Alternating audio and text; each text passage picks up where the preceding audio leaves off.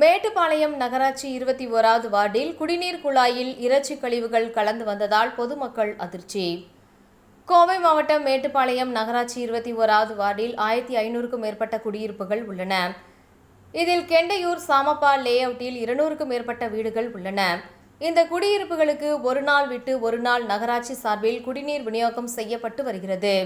இந்த நிலையில் கடந்த சில தினங்களுக்கு முன்பு இந்த பகுதியில் உள்ள ஒரு சில வீடுகளுக்கு மிகவும் துர்நாற்றத்துடன் குடிநீர் வந்ததாக தெரிகிறது.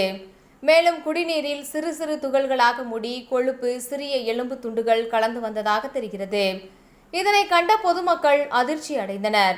இந்த குடிநீரை குடித்த ஒரு சிலருக்கு வாந்தி மற்றும் வயிற்றுப்போக்கு ஏற்பட்டதாக தெரிகிறது. இதுகுறித்து நகராட்சி நிர்வாகத்திற்கு இப்பகுதி மக்கள் புகார் தெரிவித்தனர். தகவலை அடுத்து தமிழ்நாடு குடிநீர் வடிகால் வாரிய அலுவலர்கள் மற்றும் நகராட்சி குடிநீர் வழங்கும் துறையினர் சம்பவ இடத்திற்கு சென்று குடிநீர் குழாயை உடைத்து ஆய்வு செய்தனர். அப்போது குடிநீர் வரும் இணைப்பு குழாய் அருகே இறைச்சி கழிவுகள் காணப்பட்டது. இந்த இறைச்சி கழிவுகள் குடிநீர் குழாய்க்குள் எப்படி வந்தது என்பது குறித்து விசாரணை நடத்தி வருகின்றனர். நகராட்சி பணியாளர்கள் குடிநீர் குழாய்களை சுத்தம் செய்து மீண்டும் இணைப்பு கொடுக்கும் பணியில் ஈடுபட்டு வருகிறார்கள். இந்த சம்பவம் காரணமாக அந்த வார்டில் உள்ள பொதுமக்கள் குடிநீரை குடிக்க அச்சமடைந்துள்ளனர்.